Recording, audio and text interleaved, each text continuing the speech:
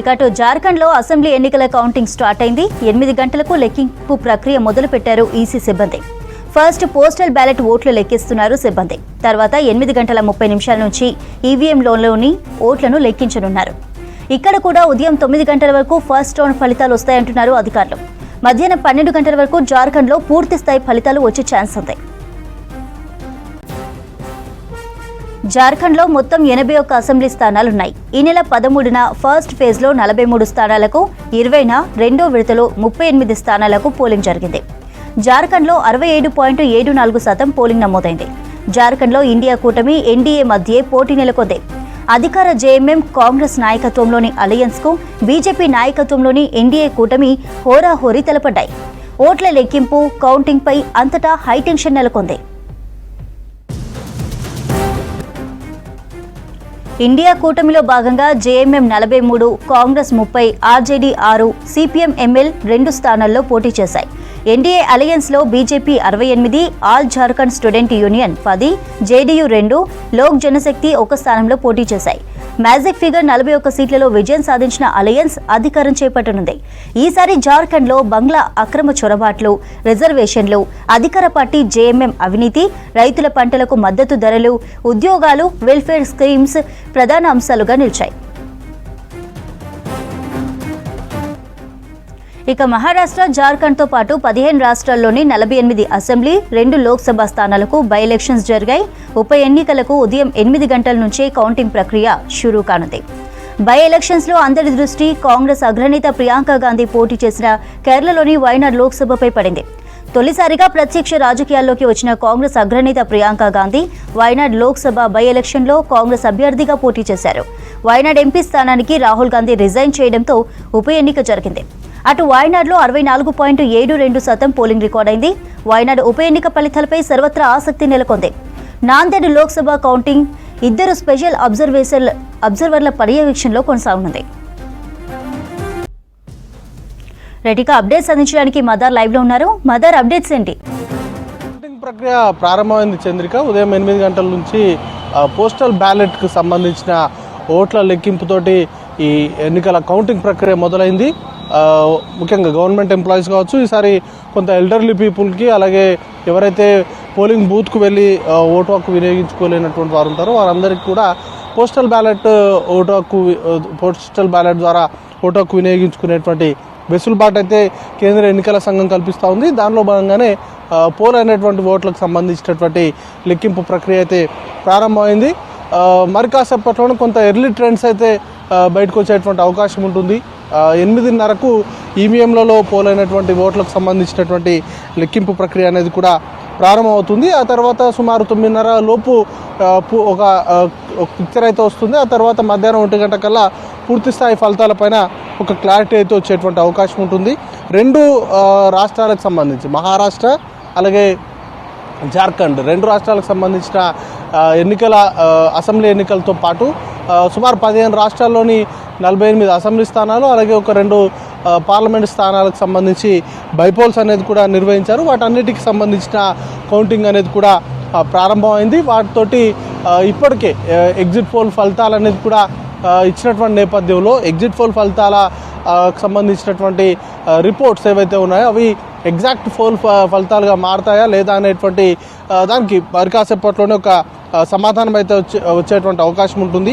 ఇప్పటి వరకు గతంలో ఇచ్చినటువంటి సర్వేలకు సంబంధించి గతంలో అనేక ఎగ్జిట్ పోల్స్ అనేది కూడా రాంగ్ అయినటువంటి ఇండికేషన్స్ ఉన్నాయి. కొన్ని సందర్భాల్లో ఎగ్జిట్ పోల్ ఫలితాలకు అనుకూలంగా వచ్చినటువంటి సందర్భాలు కూడా ఉన్నాయి. కాబట్టి ఈ ఎన్నికలకు సంబంధించి ముఖ్యంగా 2 రాష్ట్రాలకు సంబంధించినటువంటి ఎన్నికల ఫలితాలపైన చాలా ఆసక్తిగా దేశమంతా కూడా ఎదురు చూస్తుంది. మహారాష్ట్ర కీలకంగా చెప్పుకోవాల్సి ఉంటుంది. చాలా పెద్ద రాష్ట్రము, 288 అసెంబ్లీ స్థానాలు ఉన్నటువంటి రాష్ట్రము.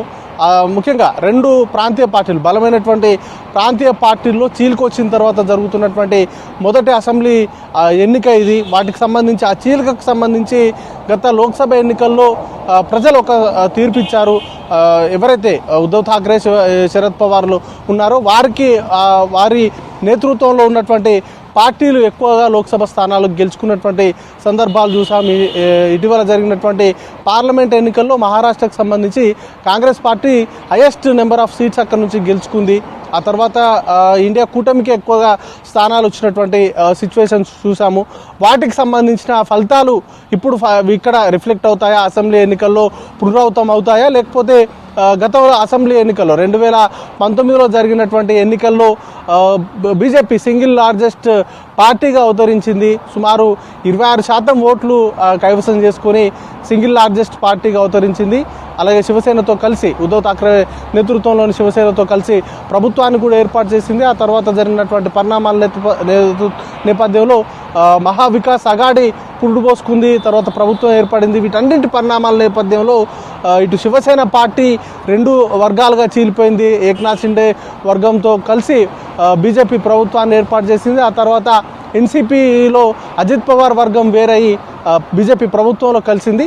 ఆ తర్వాత జరిగినటువంటి లోకల్ బాడీ ఎన్నికల్లో కావచ్చు, లేకపోతే లోక్సభ ఎన్నికల్లో కావచ్చు, ప్రజలు ఇండియా కూటమి వైపు మొగ్గు చూపారు. లోక్సభ ఎన్నికల్లో అయితే మహారాష్ట్ర నుంచి ఇండియా కూటమికి ఎక్కువగా సీట్లు వచ్చాయి. అంతకుముందు జరిగినటువంటి లోకల్ బాడీ ఎన్నికల్లో కూడా మహావికాస్ అఘాడీకి అనుకూలంగా మహారాష్ట్ర ప్రజలంతా కూడా ఓట్లు వేసినటువంటి సిచ్యువేషన్స్ ఉన్నాయి. ఇప్పుడు అసెంబ్లీ ఎన్నికల్లో కూడా ఆ మ్యాజిక్ రిపీట్ అవుతుందా లేదా అనేది కూడా చూడాల్సి ఉంటుంది. పెద్ద ఎత్తున ప్రచార కార్యక్రమాలు నిర్వహించారు. ఇటు ఏక్నాథ్ షిండే ఇప్పుడు కనుక ప్రభుత్వం ఏర్పడేటువంటి సిచ్యువేషన్స్ ఉంటే ఏక్నాథ్ షిండే సీఎంగా ఉంటారా, లేకపోతే దేవేంద్ర ఫడ్నవీస్ని సీఎం చేస్తారా అనేటువంటి చర్చ ఎన్డీఏలో నడుస్తూ ఉంటే, ఇటు ఇండియా కూటమికి సంబంధించి ముఖ్యమంత్రి స్థానం పైన ఇంకా ఎవరికి ఒక క్లారిటీ అయితే లేదు. కానీ ఉద్ధవ్ ఠాక్రే లీడ్ చేస్తారా, లేకపోతే శరద్ పవార్ లీడ్ చేస్తారా అనే దానిపైన క్లారిటీ రావాల్సి ఉంటుంది. ఇక జార్ఖండ్కి సంబంధించి కూడా సుమారు 81 స్థానాలకు 2 విడతలుగా పోలింగ్ నిర్వహించారు. 13వ తారీఖున 43 స్థానాలకు పోలింగ్ జరిగింది. 20వ తారీఖున మిగతా 38 స్థానాలకు పోలింగ్ జరిగింది. అక్కడ కూడా 67% పైగా ప్రజలు ఓట్లు వేశారు. ప్రజలంతా కూడా ఓటింగ్లో పాల్గొన్నారు. ఇక్కడ కూడా ఈ ఎగ్జిట్ పోల్ ఫలితాలు అయితే ఎన్డీఏకు అనుకూలంగా ఫలితాలు ఇచ్చాయి. బట్ ఏ విధంగా ఉండబోతుంది అనేది కూడా చూడాల్సి ఉంటుంది. జేఎంఎంలో కీలకమైనటువంటి పరిణామాలు చోటు చేసుకున్నాయి. అక్కడ ప్రభుత్వంలో ఉన్నటువంటి పార్టీ అది జేఎంఎం సింగిల్ లార్జెస్ట్ పార్టీగా లాస్ట్ టైం అవతరించింది. కాంగ్రెస్ పార్టీతో కలిసి ప్రభుత్వాన్ని ఏర్పాటు చేసింది. అయితే ఇటీవల ఈడీ అరెస్ట్ ముందు ఆయన రాజీనామా చేశారు. హేమంత్ సోరెన్ రాజీనామా చేసిన తర్వాత చెంపై సోరెన్ని సీఎంగా ప్రమాణ స్వీకారం చేశారు. తర్వాత హేమంత్ సోరెన్ విడుదలైన తర్వాత ఆయన తిరిగి ముఖ్యమంత్రిగా బాధ్యతలు చేపట్టి ప్రజల్లోకి వెళ్ళారు. ఎవరైతే బీజేపీకి వ్యతిరేకంగా పోరాడుతున్నారో వారిని ఈడీ ద్వారానో లేకపోతే సిబిఐ కేసుల ద్వారానో భయపెట్టేటువంటి ప్రయత్నాలు జరిగాయి అనేది ప్రధానంగా ప్రజల్లోకి తీసుకెళ్ళగలిగారు. అయితే అదే సమయంలో హేమంత్ సోరెన్కి సంబంధించినటువంటి అవినీతి పైన కూడా ఇటు బీజేపీకి సంబంధించినటువంటి పార్టీ ప్రజల్లోకి తీసుకెళ్ళింది. ఇప్పుడు దీనిపైన చర్చ జరిగింది. జేఎంఎం అనుకూలమైనటువంటి ఓటు ఉంటుందా, లేకపోతే బీజేపీ ప్రచారానికి అనుకూలమైనటువంటి ఓటు ఉండబోతుందా అనే దానిపైన కూడా చర్చ నడుస్తూ ఉంది. అలాగే హేమంత్ సోరెన్కి సంబంధించి కీలకమైనటువంటి జేఎంఎం పార్టీలో చాలా కీలకమైనటువంటి నేతగా ఉన్నటువంటి చెంపై సోరెన్ని బీజేపీలో చేర్చుకున్నారు. బీజేపీకి సంబంధించి ఫేస్గా కూడా ప్రొజెక్ట్ చేసేటువంటి ప్రయత్నం జరిగింది. ఆయన బీజేపీలో చేరిన తర్వాత కొంత ఈక్వేషన్స్ మారాయి అనేది ప్రధానంగా అక్కడ స్థానికంగా ఉన్నటువంటి చర్చ నడుస్తూ ఉంది. కాబట్టి జార్ఖండ్లో చెంపై సోరెన్ ఇంపాక్ట్ ఏ విధంగా ఉండబోతుంది, లేకపోతే జేఎంఎం పరిస్థితి ఎలా ఉండబోతుంది అనే దానిపైన ఇంట్రెస్టింగ్ చర్చ నడుస్తుంది. ఇంకా మరొక కీ ఫైట్ ఇది వయనాడుకి సంబంధించి. వయనాడు పార్లమెంటు స్థానానికి సంబంధించి కీలకమైనటువంటి ఎన్నిక. రాహుల్ గాంధీ రాజీనామా చేయడంతో అక్కడ బైపోల్ అనేది ఏర్పడింది. బైపోల్ అనేది వెళ్లాల్సి వచ్చింది. దాంతో ప్రియాంక గాంధీ అక్కడ కాంగ్రెస్ పార్టీ నుంచి పోటీ చేస్తున్నారు. పొలిటికల్ డెబ్యూ ఈసారి ప్రియాంక గాంధీకి ఇది మొదటి ఎన్నిక ఆమె ఫేస్ చేస్తున్నారు. 2019 నుంచే ఆమె క్రియాశీల రాజకీయాల్లో ఉన్నప్పటికీ ఏ ఎన్నికల్లో కూడా పోటీ చేయలేదు. వయనాడ్ నుంచి ప్రస్తుతం కాంగ్రెస్ పార్టీ అభ్యర్థిగా ఆమె ఫైట్ చేస్తూ ఉన్నారు. అయితే అక్కడి నుంచి కంచుకోట లాంటి సీట్ అది. ఇప్పటివరకు ఎప్పుడు కూడా కాంగ్రెస్ పార్టీకి సంబంధించిన అభ్యర్థి ఓడిపోలేదు. 2019లో అయితే రికార్డు స్థాయిలో 4,60,60,000 పైచీలకు ఓట్ల మెజార్టీతోటి రాహుల్ గాంధీ గెలిచినటువంటి సీట్ అది.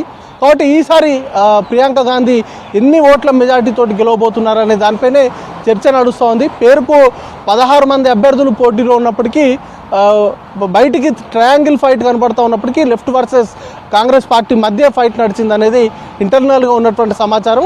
దాంట్లో కాంగ్రెస్ పార్టీ ప్రియాంక గాంధీ వాద్రా ఎన్ని ఓట్లతోటి గెలవబోతున్నారు అనే దానిపైన చర్చ అయితే నడుస్తోంది. ఇంకా మరి కాసేపట్లోనే ఒక క్లారిటీ అయితే వచ్చేటువంటి అవకాశం ఉంటుంది. ఈవీఎంలకు సంబంధించిన ఓట్ల లెక్కింపు ప్రక్రియ ప్రారంభమైన తర్వాత వేగవంతంగా రౌండ్కి కూడా ఫలితాల మార్పు అనేది కూడా ఉండేటువంటి అవకాశం ఉంటుంది. కాబట్టి 9-9:30 లోపు ఒక ఎర్లీ ట్రెండ్స్ పైన ఒక క్లారిటీ అయితే వచ్చేటువంటి అవకాశం ఉంటుంది. చంద్రిక.